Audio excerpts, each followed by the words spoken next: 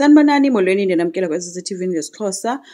Usibongile ke guys uyijonile ke la group yentombi and excited kakhulu baphakathi kwabo.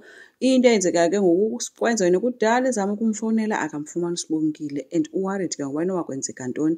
Khona le tshomi yakhe ke ahlala nayo phaa kwakhe ivakashile ndiyazi. Kodwa ke imele ngento ethi usibongile lumaziyo ngifam Julia akasenguye ke xa ephaa eyunivesithi uziyazi into yoba akasenguyanga nje at all. Abantu bayatshintsha xa befika e-university and ummele ngento ethi ke mabahambe bokwenza i-divorce party yakhe yena bazokufumana abantwana phaa libalo ngusibongile notywala buzawube bukhona phaa. So ukwenza ukuthi ke yena ngoba unonkosikazi wena kanti unkosikazi wakho uzothini uthi akhohlwa indaba kankosikazi sihambe siyokonwaba.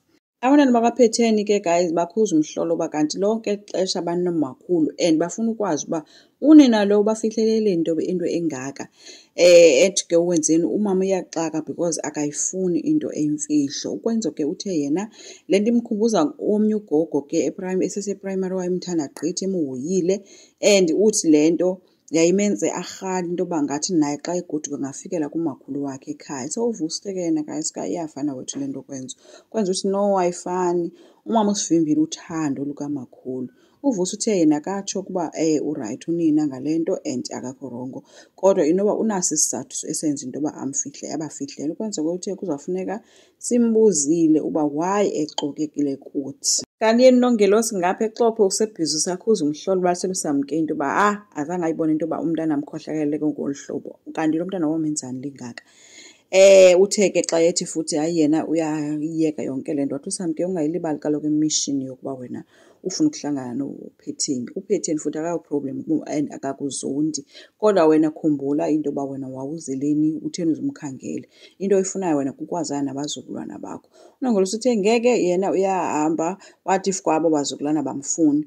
Wothukile ke usamke ngoba kaloku ngoku le plan yakhe ayenzayo yokumoshela uPhetheni izopatyalaka. Wabe semsithi ke ngoku uyakhumbula na uba wayetheni kuye wathi olu ayilohambo nje luhamba lomoya. Othuke ke ugogo uba hayi bo ndandithethe loo nto andixela kuyasela unongelosi so ezininzi akazazi zonke noba yayithethi lena. Usamke umthembise ukumhlanganisa ke nomnye wabazukulwana bakhe othe ulungile kakhulu ke lowo kumzukulwana caba ke uye wamnika inamba kaKwenzo. Kozibonakele ke emfowunela ke ukwenze be-surprised ke i-call kanongelosi. Ugogo ke uthe ke into ayirhalayo nje kubabona bonke bengabazukulwana bakhe ababambe nje ngezihlele. Ebezityele ke irhanqa ke umakhulu ngoku afowunayo ke caba ebezama isibindi. Usibongile ke uhleli nezinye iintombi ubabaliselana ke ngamadoda abo noba kudala bewacenga uba bavisane. Bembuza ke uba yena akakwenza azange na athi amcenge na. So ke uye wathi usibongile nokwenza yena uyayi-understand imeko yakhe wathi ke uthe uzamlinda. Bathe ke abanye hayi ke uyayazi uba ke abafana abakwazi ukulinda ke.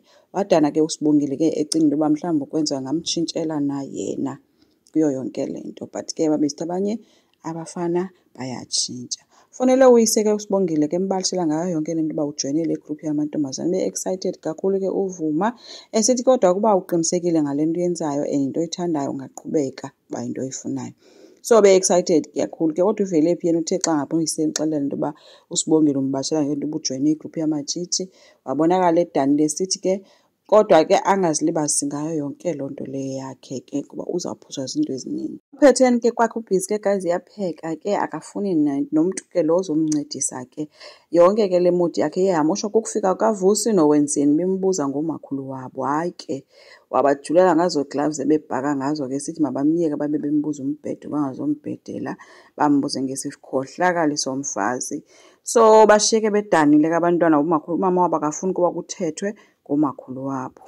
Baphinde babonakala bethetha ke abantwana bakaPhetheni apho ukwenza baxelela khona into yoba guys umakhulu wethu usifowunele undifowunele in fact esitsho into yoba ufuna ukusibona. Bathe besancokola ke ngayo yonke loo nto bezama uba bangenza njani kwase kwafika unjengaye ofike wabaxelela into yoba guys kulo lonke ixesha langoku ke umama wenu ze nimazi uba uyanidinga kakhulu ufuna nje isapoti yenu.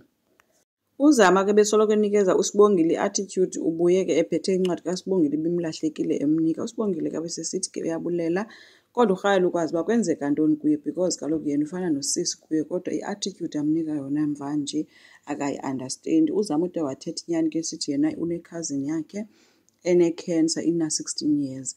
So uSibongile ke bebhizi ke ncokola nozamezama umthuthuzela ke kulonto kwakhala efoni kanti ngikwenze uyibambe nje uSibongile wabe sesithi kwenziwe ngicela ubuyela kuwe. Kwenza uphinde washiyeke confused nje uba umthetho kanti kwenzekani kuSibongile. Wabe sithi ke umngani wakhe bendikuxelela into yoba lo mntana lo utshintshile. Ukwenza ngathi ngiyahamba abheke eMaritzburg because le chomi yakhe izomfaka ehlathini. Enkosi ngicela siqhubeke subscribe, silike, singakhomenta futhi bye.